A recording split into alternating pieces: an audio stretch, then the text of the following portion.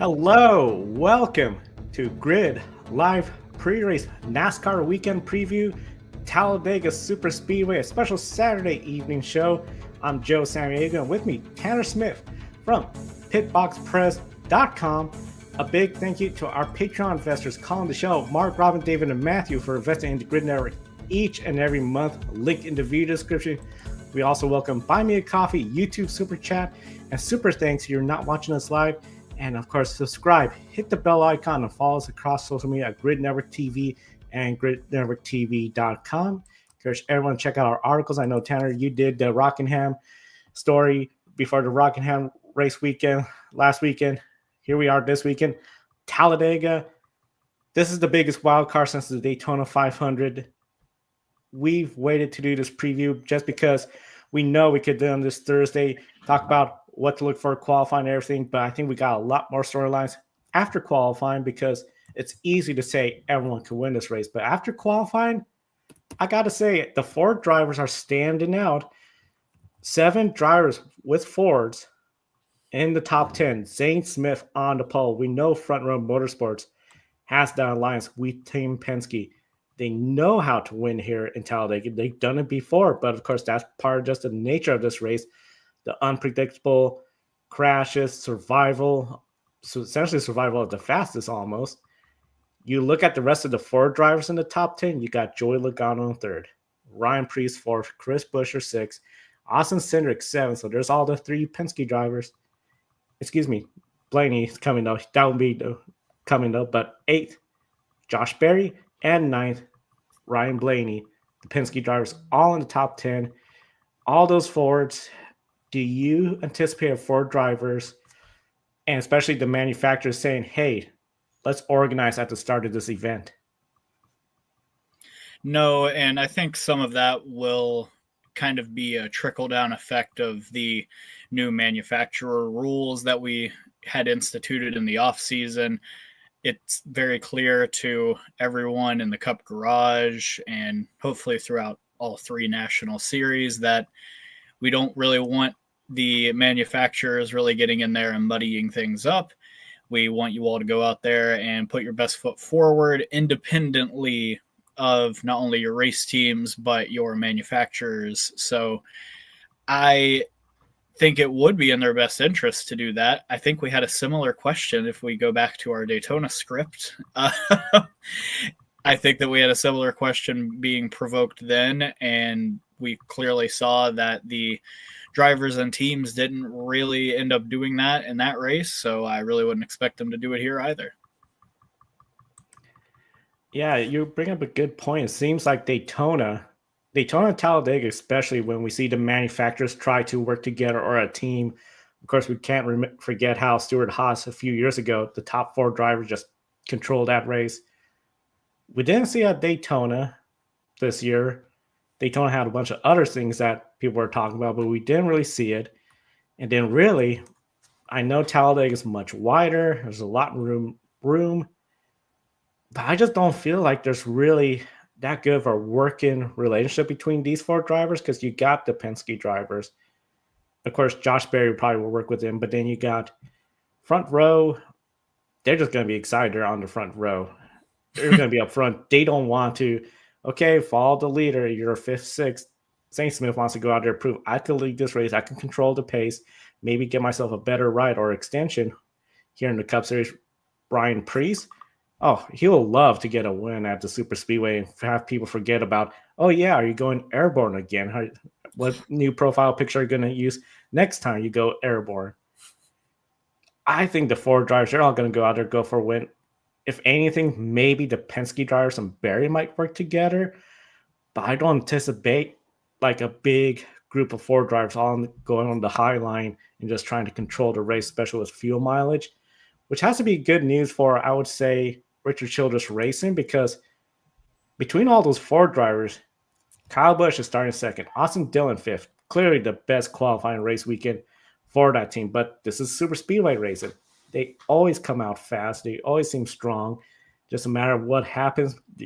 But when you look at the rest of the Chevrolet drivers, no other in the top 13th. Michael McDowell, 14th. Spire Motorsports, and William Byron, Hendrick Motorsports, 16th. So knowing that we may not see exactly that kind of big team orders by four to work together, what did the RCR drivers do? Did they just try to just stay up front? And really, did they need to stay up front during this first part of the race? I mean, you only need to make sure that you make it to the end of it. I think we can both agree on that. But as far as Austin Dillon and Kyle Busch, who is on the front row, are concerned, I would say that it would behoove them to stay up front if they are able to and not get shuffled out. I think that even though we're saving fuel in very copious ways, in very controversial ways, by going half throttle around a 2.66 mile super speedway, 4 wide at a time, I do think that you definitely avoid getting swept up into somebody else's mess, which is everybody's worst fear at these tracks, is to just be minding your business and then somebody else completely ruins your day completely unprovoked. So I think the best way to avoid those problems would be to stay out of the pack and stay up at the front. Now, granted, we have seen our fair share of incidents happen up at the front of the field because of people making bad moves and poor blocks. But at the end of the day, oftentimes at these places, you stay up front, you stay out of trouble. So that would be my personal uh, that would be my personal advice for RCR. But at the end of the day, like I said, you need to do whatever you can to just stay out of the mess. And to me, that is staying up at the front more often than not. Got to be up front. It's something I think a lot of folks look at because the big concern I think could happen is towards the end of the stages. That's sometimes I feel like one of the big things is we're going to see people trying to drive a little harder to get that extra stage point. Instead of getting 6 points, they want 10 points. Instead of 1 point, they try to go for that 5th point. That's where I think sometimes you could see some of that mayhem. And I feel like, especially if you're a driver, Austin Dillon, Kyle Busch, I would be careful. I would not want to go for a block late in the stage because I feel like that could just spell disaster rather than, okay, you probably came home 7th or 8th at the stage break, but you know what? Your car's not tore up. You're all going to fuel up. And then you're going to all go out there and grant you got a good uneventful pit stop, which most of them will be since there's very little tire changing. They could be up towards the front. Stay up there and have a good day. For those in the back, I know we've always sort of joke if your car starts and you're in that lead pack, you're going to be up there contending for the win. Last time we were here, Ricky Stenhouse Jr. got that win. This weekend, he's starting 35th. That is way back, but of course, we know how this track runs. Tyler Reddick won this event last year. He is starting 26th, so a bit further back. Again, though, are we going to be seeing Toyota Chevrolet drivers? And when it comes to what they were looking at qualifying, where they're a little bit behind the Fords, do you think they were more focused on the race setup rather than qualifying just because of the nature of how Talladega Superspeedway works? Well, I hate to be a bit of a wet blanket on this conversation, but Ricky Stenhouse last year finished 4th and 1st at Talladega. And in those 2 races, he qualified 33rd in the spring race and 32nd in the fall. So I just don't really think that qualifying really matters all that much at these kinds of tracks. It, again, really more so matters where you end the day or how your day ends if you're unlucky, than it does to, prioritize where you start at the beginning of the race. And I mean, Ricky Stenhouse, like I just showed, is proof positive that you don't really have to have a good starting spot as long as you have a very methodical race where you don't damage your car too much. You can have a chance at the end if you play your cards right. Now, one thing I will say is I think with this current generation car's lack of ability to go up to the top groove and create a definitive third lane, that does kind of concern me if the rest of the field, especially those up at the front, kind of use their brains a little bit more. I mean, as we saw last spring, the final run of the race after the harrowing Eric Jones accident that sidelined him for 2 weeks, we just saw nothing but too wide racing. That didn't change from the restart up at the front. And it was a pretty hypnotizing experience than a exhilarating one, we'll say, until the last 500 feet of the race where contact was made coming to the finish. But yeah, I think that qualifying has proven, even in this car, to not really be indicative of the speed you're going to have on Sunday. So I think as long as Ricky Stenhouse and Tyler Reddick can kind of keep their nose clean and they can keep themselves in the mix and survive through the first 2 stages, and especially towards the end of those stages when the caution comes out and the points are dispersed, you are likely to have a chance at the end. Now, if you do catch yourself towards the end of the stage getting into a sketchy situation, I would definitely recommend you just back out of it, because that 2 points really isn't worth getting stuffed into the fence like Ryan Blaney did at the end of stage 2 last fall. Yeah, it's going to be really interesting to see how this all plays out, especially I think the one thing a lot of folks they know this is probably what's going to happen. We've seen it before, the last few super speedway races. Fuel conservation, fuel mileage racing. The last few years, drivers are just mainly saving fuel in stage 1, stage 2, most of stage 3. Once we get to that point where they know they could go flat out, that's when the aggression picks up. The action really starts to heat up. We all know the idea they do this is to try to cut down the time on pit road, because at the end of the day, most of the time they're just going to come in, get the fuel, not take tires, then go back out again. So the less time you're on pit road, that's positions you could gain, especially during green flag pit stops, where we see it. That's where especially the manufacturers try to work together. All the Chevrolets come together, all the Fords.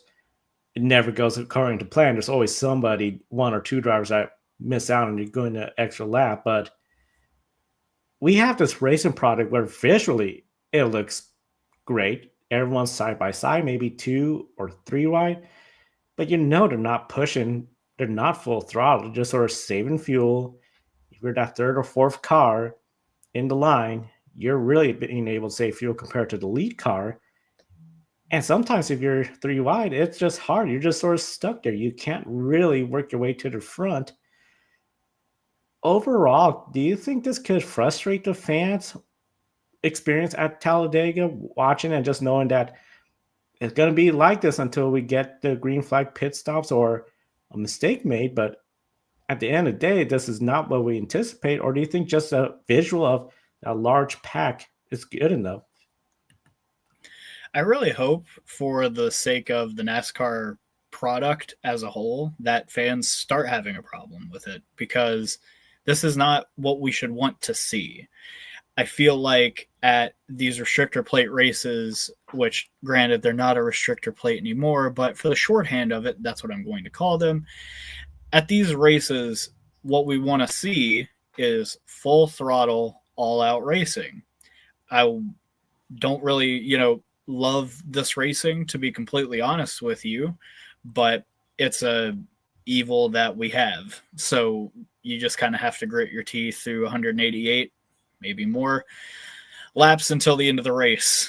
And then you get to move on, and it's 2.5 months, it's closer to 2 months until we have Atlanta, which is a little bit, different from Talladega, but it's a similar style of racing. So here's kind of where I land on this. I just wish that the people that don't like when NASCAR gins up drama would like and retweet and repost this. Oh, we're going 4 wide on lap 20. I hate people that complain about that and then, share that later on, because you're part of the problem. When you gas up these kind of social media posts, NASCAR thinks that we like that. We don't. We shouldn't like this half throttle stuff. It looks cool, but at the end of the day, as I just mentioned in our previous question, we don't really see a third lane ever develop under normal conditions where foot is on the floor and we're, really pushing along and trying to get somewhere. So I really hope that the fan sentiment starts to really curdle on this particular matter, because this isn't something we should want to see. And to be fair, this is NASCAR's fault. This is a self-made problem by the people that run the sport. And I had a very great piece in this offseason that discussed a very significant change that could be made to stage racing to make this kind of stuff not happen anymore. I don't think any fan wants to watch stage racing where we're just plugging along for 50 laps on end and we're just waiting for a green flag pit stop to happen. I don't think anybody wants to see that. So I feel like the best way to go about this in terms of making it change is very clearly just changing the stage lengths. If the fuel tank can only go 40 laps, let's just make the first two stages 30 laps each and then have a 128 lap final stage to the finish, and then let there be fuel strategy games played from there. I think everybody would be a lot happier with that than what we currently have. And I really hope that more people, if it happens again tomorrow, I hope that more people will have a bit more animosity towards this, because I feel like it's warranted at this point. It's been 4 consecutive years of us doing this, sham racing of 4 wide when it's not natural. So yeah, sorry to get a little bit heated about it, but it's really been starting to bug me. And I just know that inevitable tweet is going to come out tomorrow where NASCAR in all caps is going to be like, oh, it's 4 wide on lap 20. And it's like, they're going 40% throttle. Let's, cool it a little bit. Like, they're not actually racing 4 wide. Be cool if they were, but they're not. Yes, that's the big thing. And before I get to my thoughts on that, a couple of comments in the chat room. Denver, Talladega at best when a lottery pick wins. Adam, Talladega is a track where anybody can win. Talladega should have a wild card system where Cleus McFarland could be in the NASCAR race in the field and try to pull a miracle win at Dega. I do not want to see that at all. I hope that is purely in jest, Denver. I really do. I know Talladega is famous for first-time winners, but it's like, boy, I mean, I'm one of those people that I feel like I don't want to just throw, even if it was Max Verstappen, okay, have fun at Talladega. That's a different beast than an F1 car and anything he's done if that's his first race. I just think, I don't know. I think that almost goes to that road of this provisional and that world-class driver. Overall, when it comes to this, I have to agree with you in a lot of aspects where it does sort of feel a little old when the TV announcers are trying to tell us, this is exciting, this is fun, this is great. And it's like, well, we know they're saving fuel. You're going 4 wide because when you're 40% throttle, you could do that compared to when it's throttled down, your car's not handling that good, and you're just bumper to bumper, inches apart. A lot more room for error. Overall, I just feel like the big problem is just this has become more of a spectacle of, look at this. Look what they're doing on the track. They're going to come in, do their gas and go, which I feel in a way too, 40 laps. Okay, we're going to cut the stage in half, do this again and again and again. I mean, really, going off cycle doesn't work unless you're in the third stage. And then a caution comes out. It's like, hey, let's have the 5 of us go off cycle, because if there's no more cautions and everyone has to pit one more time, maybe we can make it work. But it's just so hard with Talladega just because it's so unpredictable. I think it just puts everyone in the same box, and at the end of the day, everyone will again, wow, look at this, sharing across social media. I mean, I'll be honest, I'm guilty of it too. There's a small little clip of just the cars four wide last year, showing that to my friends, especially that are not in motorsports. This looks pretty cool, but I also know it's like they were also saving a lot of fuel too. They weren't going all out. So, but I just feel like again, that's just NASCAR trying to make that excitement there, having a track product where it looks visually great, but we all know if Talladega, even though we're just a pack of cars single file running away, there's still a lot of moving pieces. And as you mentioned, the stage lengths, we posted in the chat room link to the Pitbox Press article of how I would fix stage racing in NASCAR. I encourage everyone to check that out. And already in the chat room, I see Denver, get rid of the stages at Dega and straight green to white. I think that's a great idea. I mean, that would rule, yes. Like I don't want stage racing really at all, but like if we have to have it, like let's make it ideal. But yeah, I'm all for just at the super speedways and the crown jewels, like the Bristol Night Race, the Southern 500, Coke 600. Just take the stages out entirely and let them rip. Personally, but yeah, this is just me trying to fix a problem that I don't think we're going to be able to get rid of. But if I could just get rid of it, I would. I mean, we did that for the road courses a couple of years ago. I think we should do it for Talladega, Daytona, and especially Daytona 500. You could still run those stages where, okay, green and white checker, but we're still racing. The strategy aspect opens up.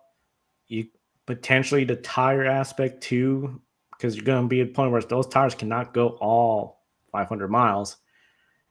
A lot of potential, and the track product even still will always be good. They're not going to be a situation like in Coda Sears Point where they're just so spread out. That just is not going to happen at a super speedway. So I agree with that sentiment too. Of just these races, get rid of the stage cautions. I also agree too, especially the Crown Jewel, Southern 500, Coca-Cola 600. I know I could go on a rant about the Coca-Cola 600, but we'll leave that for another day, another episode. Here at Talladega, this track, it is famous for first-time winners. As some of the folks in the comments have said, it's almost like a lottery.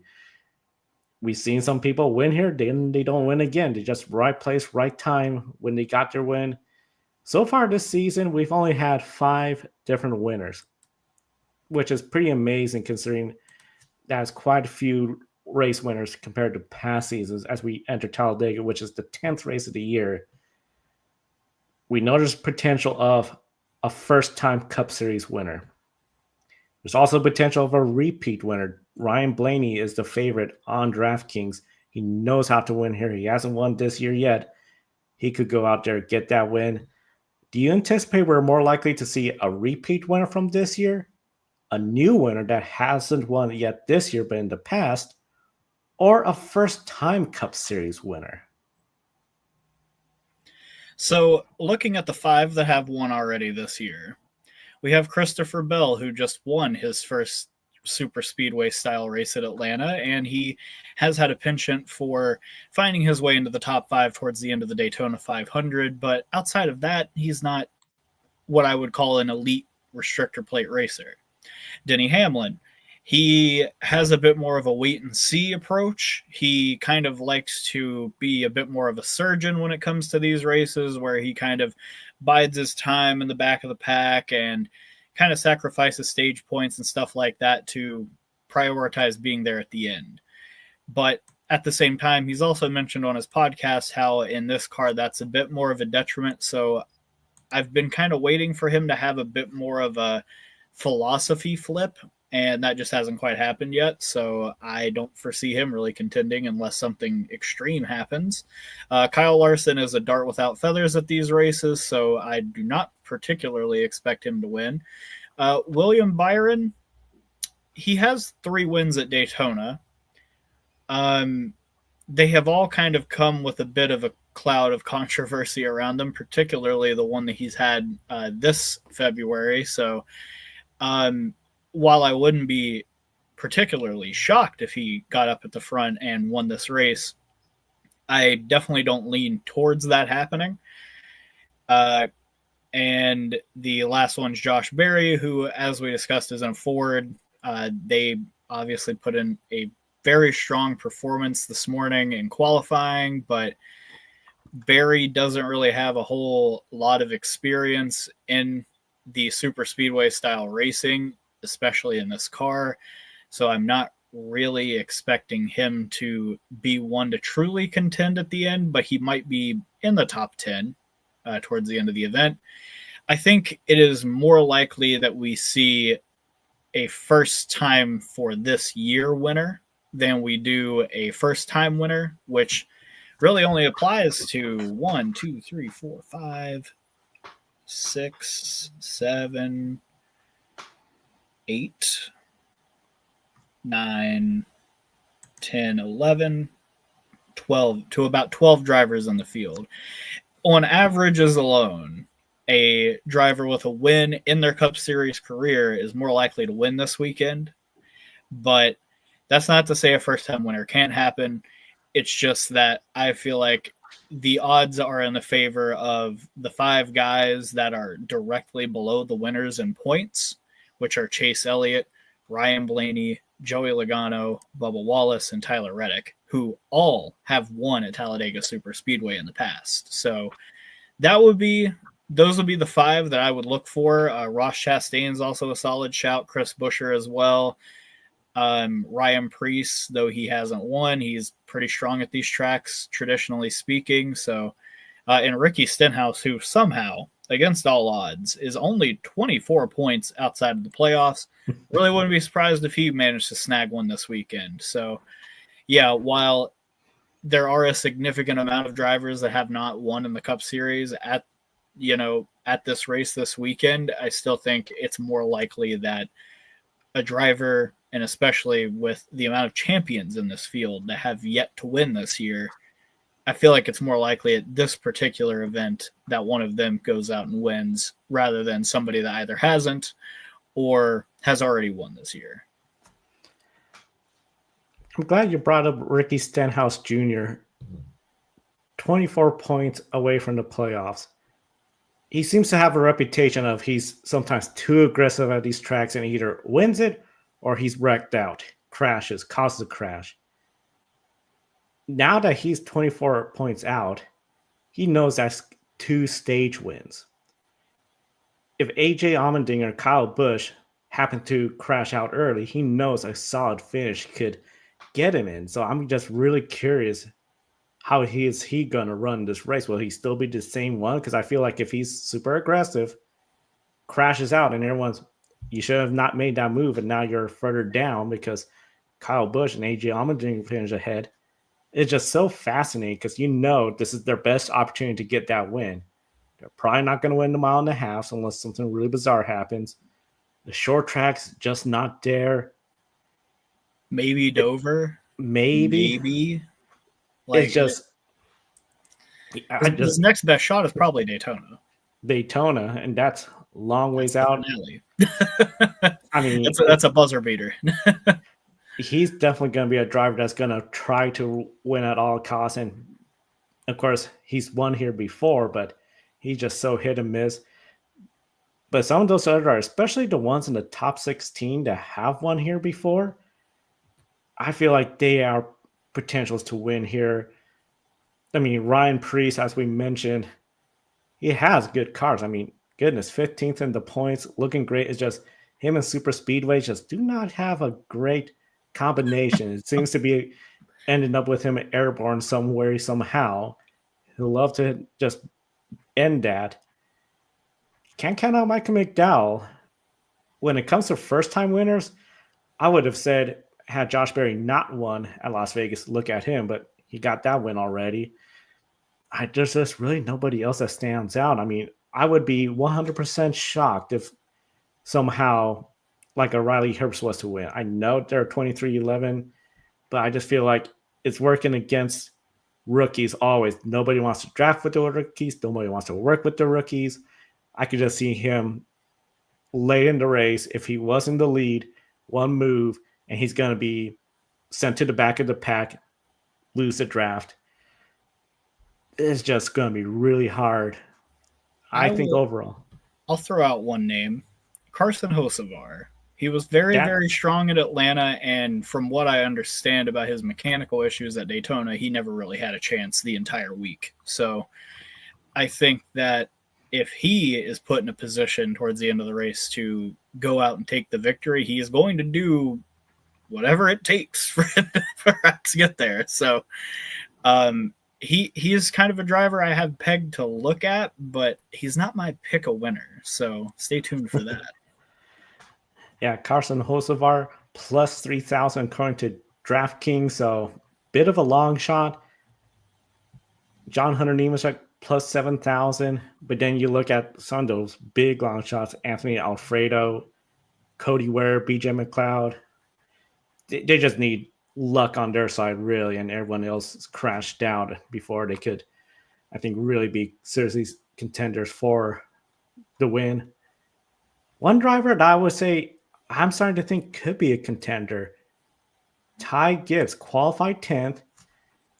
We were talking about early on the season how they were 35th, way back in the points. How do they get to the front? Do they need to make adjustments? Do they have to hit the panic button? Well, they just quietly working their way towards the front. There they are, 20th, 29 points out. So again, 2 stage wins, 9 positions ahead of others. They could be in that top 16 position. They've been doing some good races, nothing flashy. They haven't gone out and dominated. They haven't gone out and led a bunch of laps. They've just been working their way up towards the front. Where do you rank Ty Gibbs' chances of winning Talladega? Or do you think maybe they would just play it safe and the points game? Lower half of the field would be where I'd put him. Maybe that's harsh, but I have never seen anything from him as an Xfinity driver, as an ARC driver, or as a Cup driver to be compatible with super speedway racing outside of Atlanta. And while I think that it's not impossible that he improves at this style of racing, we have seen him improve at other types of tracks. I just don't think it's really in his natural skill set at this point. So I think for a driver that has trouble with what I would consider impulse control, I think that coming to this kind of a racetrack is a bit of a bad omen for someone like him. I think that his instincts in this kind of racing are to be kind of conservative, like his elder teammate Denny Hamlin. So if I were a betting man, I would probably have him finishing somewhere like 16th. Like he and Joe Gibbs Racing as a collective aren't really strong at these kinds of tracks. I mean, obviously, as I mentioned, Christopher Bell did win at Atlanta earlier this year, and Denny Hamlin did have a shot to win the Daytona 500 until a very poor accident on the backstretch took him out of it. But I just don't really see Ty Gibbs getting that first victory at a track like Talladega or Daytona. I think that it would be somewhere that leans more into his skill set as more of a intermediate strong driver. That's more so what I associate Ty Gibbs with, is his prowess at intermediate tracks where, kind of managing the ragged edge is a bit more of a, prerequisite to success. So yeah, I don't really have him high up on my bingo card to win this weekend, but it certainly would be a story if he did, because where does he sit in points at this moment? 20th. It's higher than I thought it'd be, but yeah, I really just don't particularly see him performing in a way that gets him a victory this weekend. So I would love to be proven wrong, but that's just kind of my analysis on Ty Gibbs as a whole. He has a bit more of a conservative approach at these tracks, and that might just be his nurturing more so than his nature. And I think that his nature also can kind of get in the way of how he goes about these races. So if he can go out there and prove me wrong, more power to him. But that's my breakdown. I mean, that's the thing with Ty Gibbs. I almost feel like, okay, you're 20th in the points. You've been doing everything right. Just go out there and maybe, especially Denny Hamlin's known for sometimes just being in the back, letting the race unfold, doing that because at the first handful of cars, 5 cars go out. Those are single digit point positions. You you want to finish to where you could potentially close that gap with a top 10 run. I'm going to be really interested to see how he approaches this race. Will it be this aggressive, be up towards the front, try to get those stage points? Because, hey, we know those 2 stage wins could knock down that 29-point deficit greatly. Or are they going to be a little bit more conservative? Because I just find it interesting. This will be race number 10. We've only have 5 different winners. We would need to have some big shakeups, a bunch of different new winners to get to that point where we're talking about, okay, will we have more than 16 race winners? At this pace, I don't see it. I mean, especially with the repeat winners we've seen, they're capable of winning. Maybe not Kyle Larson this weekend, but everybody else is.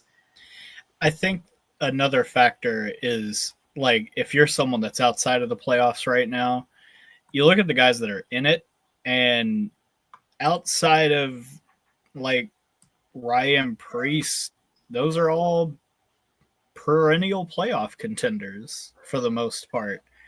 I mean, obviously Kyle Busch had an off year last year. Who knows if that'll continue? It's not looked incredible thus far, but I do feel like I've seen some improvement from RCR. So yeah, if you're someone outside the playoffs right now, I mean, it's never too early to worry about points, but I would definitely be trying to gear myself toward winning races right now if I was outside the top 20, and just kind of worry about the points later and hope that I gain enough by the 600 to make it a conversation, because right now it's tough sledding for those teams that are not like one of the powerhouses. So yeah, I think that if you're someone like Ty Gibbs that's out of the playoffs, I wouldn't really be worried too much coming into this weekend. Like, yeah, you could finish 40th and get 1 point, but so could your competitors that are right above you because of a bad crash. So if I was someone in his position in a JGR car, I really wouldn't come into this weekend with any concerns. Yeah, JGR, Joe Gibbs Racing, great equipment they have. Bringing home the points, I think that should be a big goal, especially the way this season's turning out. Talladega, if you're there towards the end, you got a shot to win. It's always the time in. This is where it gets messy at the super speedways, because we know we could come to 10 to go.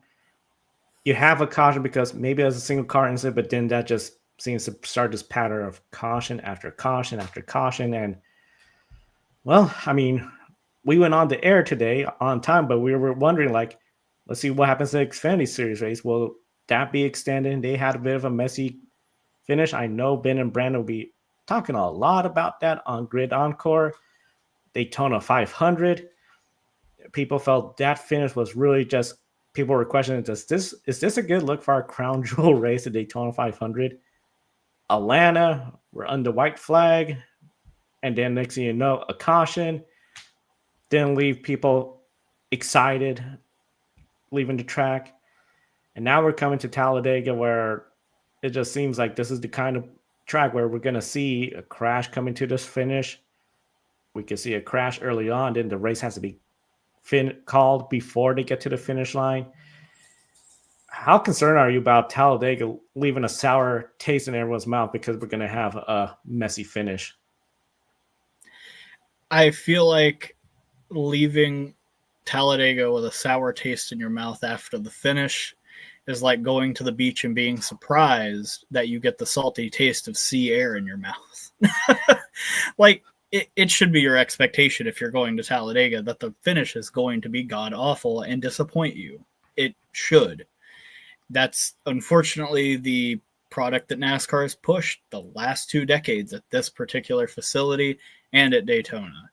So if anyone is surprised that the ends of these races in the way that they do, I would simply ask them how long they've been watching, because that's just it's a feature of this style of racing, not a bug. It's a feature of this kind of racing. Every time we go to Talladega, the promotional images and short clips that they use are of one of a few things: an Earnhardt winning, 4 wide racing that is probably under gas and fuel mileage, and the catch fence getting torn down or a car flipping down the back straightaway.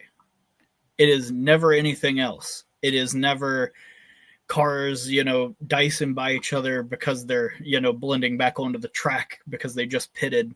It's never anything like that. The main action that promotional materials at Talladega are trying to push are the big one.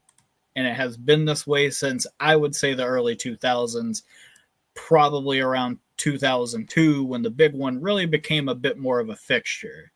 You can even go back to the 2001 Talladega Fall race where Bobby Labonte flipped himself over trying to cut off Bobby Hamilton coming out of turn number 2.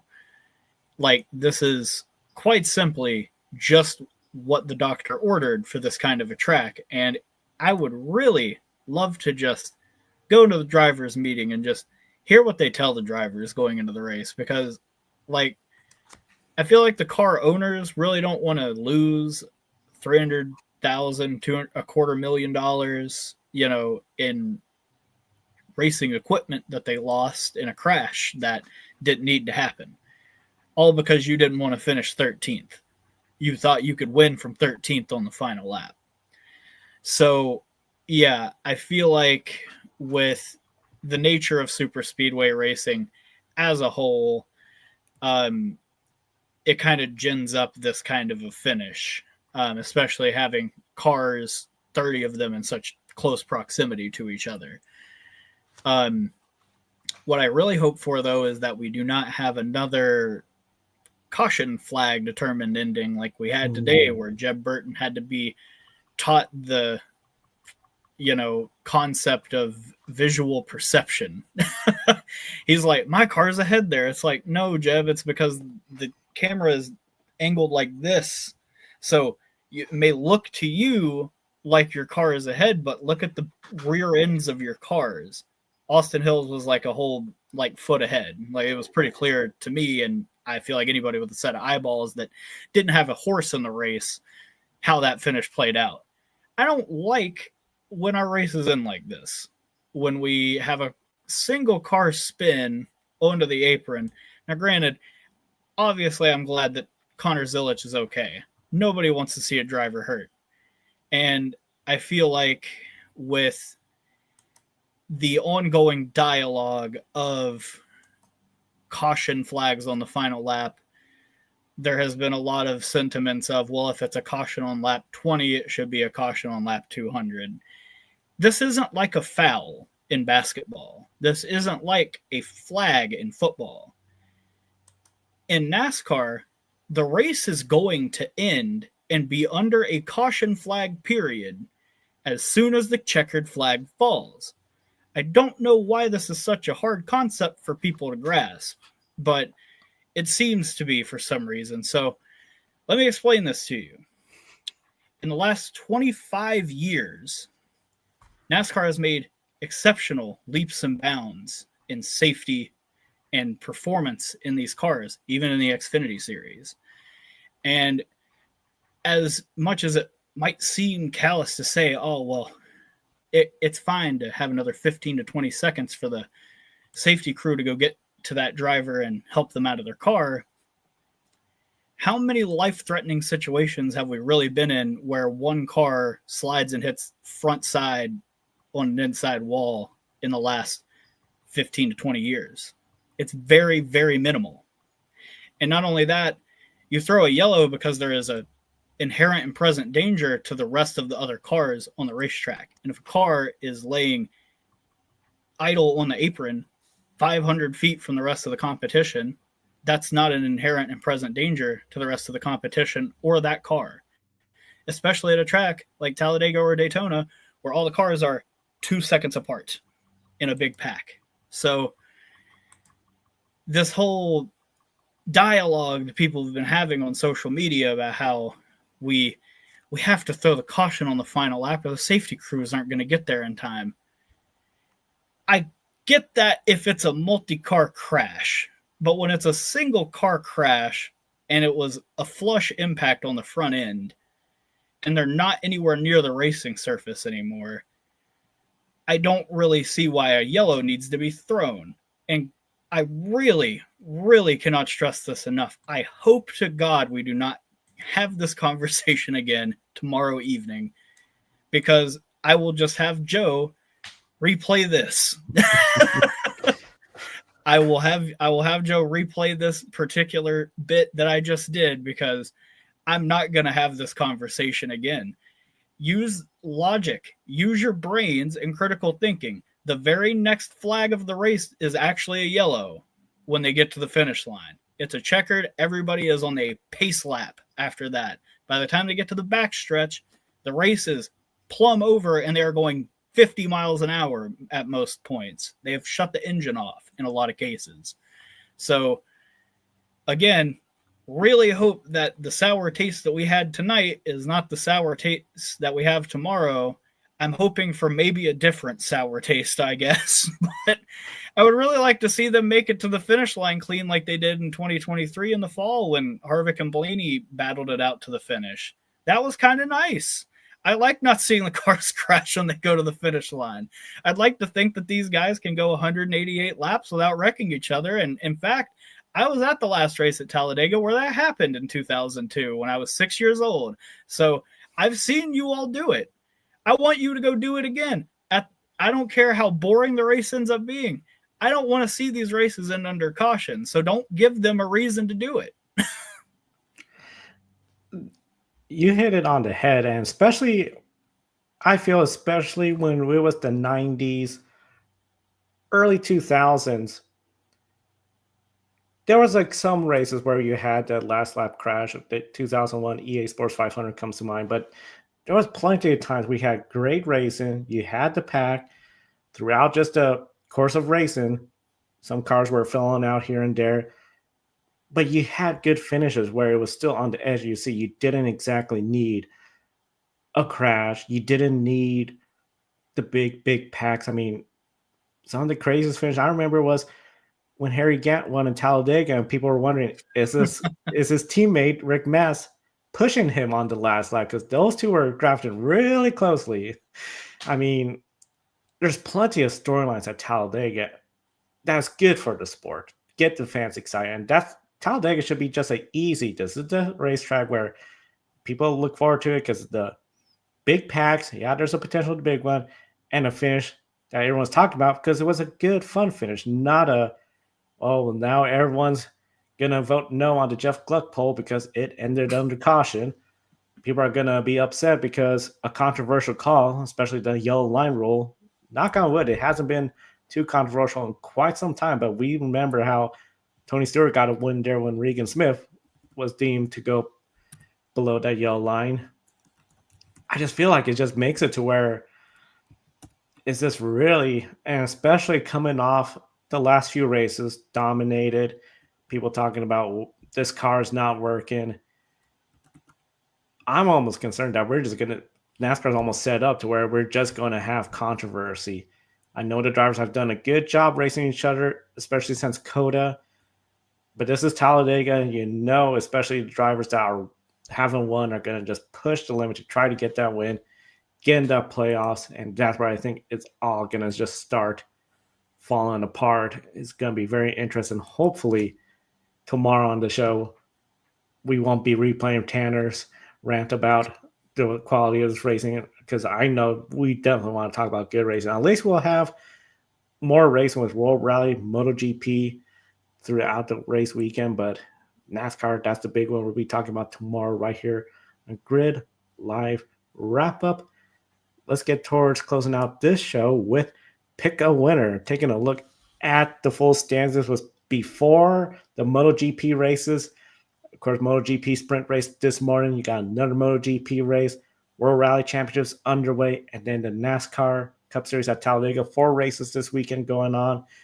Tanner, you are really close to the lead. I mean, 1 point away. It's amazing how close the battle is up towards the front.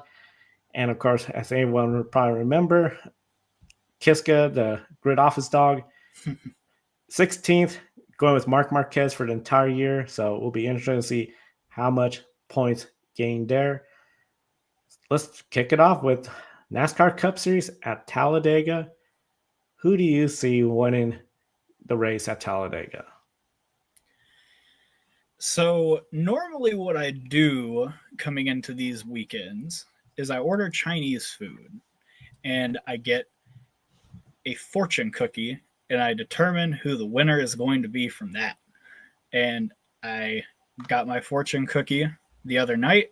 I opened it this morning and the number I'm picking from it is 43. I think that Eric Jones, who put himself in position to win this race 3 short years ago, will finally pay off that new contract extension he received in the offseason from Legacy Motor Club and put the famous 43 in victory lane. I think that Eric is a very strong super speedway racer. I think that he would have had a solid shot to win this race last year, but unfortunately his teammate kind of sent him into the wall amongst other cars. So I think that given John Hunter's more experienced self that he is this year, I think that that won't happen again. And I think that the Toyotas will eventually show some race pace throughout this event and put themselves in great position towards the end, where a savvy super speedway racer like Eric Jones is able to maneuver his way to the front and take the victory for his 4th career win on the tour and finally give Legacy Motor Club a great playoff spot to work with and all that great funding that comes with it. That would be a big win for Legacy. That's really fun. I think the next time when we go to Daytona, I want to do the same thing. Get some fortune cookies, see what that number is. Hopefully it won't be something like Cody Ware, because I feel like, well, that's really not going to be a good winner. But you just never know in the super speedways. I'm going to go with a driver that I feel Toyota, they could get the job done. He seems to have a good amount of confidence. Qualified didn't exactly go the way they want to, but that I think means they got something fast for the race itself. And he's won here before. The number 23, Bubba Wallace, is going to be my pick for pick a winner. I was torn between him and Ryan Blaney. I just feel like it was Blaney. His luck is so hit or miss. He's either going to win or he's going to have something go wrong, crash out, and then we're going to be talking about more bad luck for him. In the chat room, we have Adam going with William Byron. He loves to get a win again. 7th to 1st through crash again. Denver going with Shane Van Gisbergen as his lottery winner. Wow. What? Okay. I mean, listen, it's anybody can win, as Denver so eloquently put it earlier. So, I mean, I guess I can't say anything is like insane, but that's certainly a wild card, I feel like, amongst anybody being a wild card. So it'd be cool to see, though. I think that SVG winning would be certainly a huge surprise to many, but he looked strong in the fall Dega race last year, I thought. And then I think he was on his way to a good finish in last spring's race before that last lap accident took him out. So I mean, maybe it's a big day for the Kiwi. Who knows? Shane Van Gisbergen, he's at plus 9,000 on DraftKings.com. He's behind Cole Custer, John Hunter Nemechek, Justin Haley. Man, well, Justin Haley has a win, I guess. Like at this kind of a track. I mean, it's a technicality win, but it's a win nonetheless. Hey, lightning strikes, and if you're in the right place, you could win. So that's the super speedways. will be interesting to see how it all shapes up. Of course, we will recap this or get race. torched. Yeah. Yep. That's what happened to Kurt Busch. He was in the wrong place at the wrong time when lightning struck. But tomorrow, Grid Life wrap up right here on YouTube. Subscribe, hit that bell icon so you don't miss our program. We're going to recap this race, MotoGP and Royal Rally Championship, plus week 4 of the grid ranking. GridNetworkTV.com. Matthew Bro will have his article posted up following the race. And of course, the next grid ranking and grid endurance performance index every Wednesday on Grid Tonight. A big thank you to our Patreon investors, Colin the Show, Mark, Ron, David, and Matthew, for investing in the Grid Network. Just always going to be a lot of fun talking about motorsports with you, the viewers, and Talladega always seems to give us plenty to talk about. Denver plus 9,000 is worth putting $10 on SVG. Yeah, I mean that's the thing. Can't hurt. I mean, make that a smooth $900 really quick. And just the nature of this, the last driver listed at plus 1,300, Anthony Alfredo, that bearded motorsports. We know if he has a fast car and if luck goes his way, there's no reason why he can't. It's just a matter of the luck and the needing others to have bad luck. Is just so unpredictable, this race. But it's all going to play out tomorrow, and we'll recap it tomorrow. We want to thank everyone for tuning in. For Tanner Smith, editor at pitboxpress.com, I'm Joe Samaniego. Thank you for watching. We'll see you next time, and enjoy the races.